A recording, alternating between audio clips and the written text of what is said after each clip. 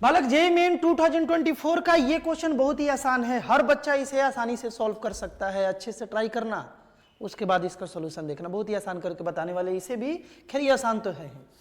Equation दो side का AB और AC का ट्रायंगल ABC में इस टाइप से दिया हुआ है। बेसिकली देखो फिगर कुछ ऐसा है, ABC ट्रायंगल में AB का इक्वेशन दे दिया और AC का इक्वेशन दे दिया। बोल दिया आगे कि ये जो 2, -4/3 पॉइंट है ये BC पर है, तो BC पर एक पॉइंट ले लिए 2, -4/3। और ये क्या कर रहा है ना कि BC को इंटरनली 2:1 में डिवाइड कर रहा है, तो हमें BC का इक्वेशन बताना है। BC का इक्वेशन बताना है बालक, बहुत ही आसानी से बनाएंगे इसे। ध्यान से सुनो, ये बोल रहे थे कि इस पॉइंट का कोऑर्डिनेट लेट कर लिया जाए, नहीं दिया है तो, और इसका भी कोऑर्डिनेट हम लोग लेट कर लेते हैं, इस पॉइंट का कोऑर्डिनेट, दोनों पॉइंट का। लेकिन कोऑर्डिनेट हम लोग लेट करेंगे मेरे भाई जितना मिनिमम वेरिएबल हो सके, एक वेरिएबल में, इसका भी एक वेरिएबल में, इसका भी एक वेरिएबल में, दो वेरिएबल में लेट करेंगे तो डिफिकल्ट होगा। अब एक वेरिएबल में कैसे लेट करेंगे, जैसे मान लेते हैं कि इसका एक्स कोऑर्डिनेट x1 है, तो जाहिर सी बात है अगर इसका x कोऑर्डिनेट x1 है तो ये जो पॉइंट इसी लाइन पर लाई कर रहा है, तो x की जगह x1 पुट करने पर इसके कोरस्पॉन्डिंग y मिल जाएगा, है ना। यहां पुट कर देते हैं, देखो 4 × x1 + y = 14। तो x1 पुट करने पर जो मिला हमें y वो मिल गया 14 - 4x1, यानी कि इस पॉइंट का अगर x कोऑर्डिनेट x1 है तो y कोऑर्डिनेट कितना हो जाएगा, 14 - 4x1, 14 - 4x1। कोई दिक्कत है क्या, 14 - 4x1 हो गया। आगे चलते हैं, c का कोऑर्डिनेट यहां लिखते हैं, लेट कर लिया जाए। इसका कोऑर्डिनेट x2 है, x कोऑर्डिनेट को x2 लेट कर लिए, तो फिर से ये पॉइंट इस लाइन पर है, तो पुट करते हैं 3x2 - 2y = 5 हो गया। तो अगर हमें y निकालना है तो इसको इधर भेजे 3x2 और फिर 2 को इधर भेज दे, 3x2 - 5, 2 को इधर भेजे, तो y का कोऑर्डिनेट ये मिल गया अपने को, 3x2 - 5/2। कोई दिक्कत अभी तक, ये दोनों मिल गया। अब देखो एक पॉइंट हमको मालूम है, इसका इक्वेशन बताना है, यानी कि या तो ये पॉइंट या तो ये पॉइंट मिल जाए तो अपना काम हो जाए, यही बात है ना। कोई एक पॉइंट निकलेगा, काम हो जाएगा। तो फिर सेक्शन फार्मूला लगा लेते हैं, दिया तो है 2:1 में बांट रहा है, सेक्शन फार्मूला लगा लिया जाए, आइडिया लग जाएगा। सेक्शन फार्मूला लगाने के लिए मेरे भाई यहां पर 2 × x2, देखो 2 × x2, 2 × x2 प्लस यहां पर 1 × x1, 1 × x1 बाई 2 + 1 यानी कि 3, ये बराबर हो जाएगा 2 के, ये 2 के बराबर हो जाएगा।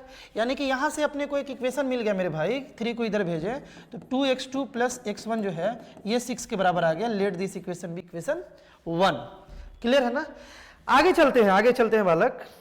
अब हम क्या करें ना कि अगले बार 2 × ये किए तो 2 से 2 कैंसिल होकर के अपने पास आ गया 3x2 - 5 प्लस फिर 1 × ये किए तो ये हो गया 14 - 4x1 और बाई 2 + 1 यानी कि 3। बेसिकली हम सेक्शन फार्मूला लगा रहे हैं, ये किसके बराबर है, -4/3 के बराबर। 3 से 3 उड़ा दिए, 3 से 3 जब उड़ा दिए दोनों साइड, तो यहां से आ गया अपने पास 3x2, ठीक है बालक, और -4x1 और क्या करें, ये दोनों मिलकर के कितना बना बालक, 9 वाला, +9। अब +9 उस साइड जाएगा तो -13 बनते हुए अपने को दिख रहा है बालक। क्लियर है।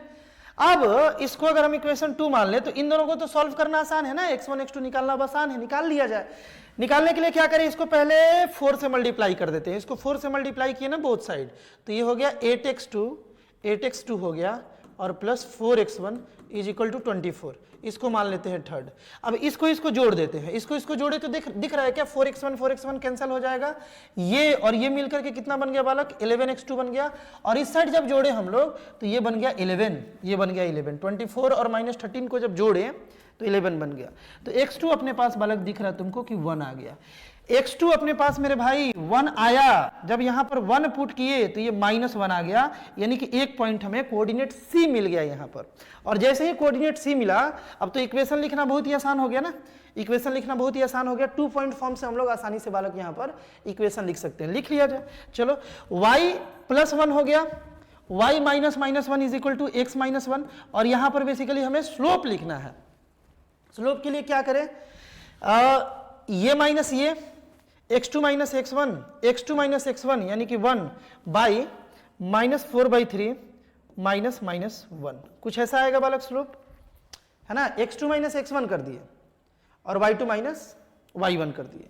तो यहां से देखा जाए y + 1 = यहां पर मेरे भाई 1 बाई ये बन गया अपने पास तो प्लस जाएगा तो ये 3 यानी कि -1/3, -1/3 यही आएगा ना बालक।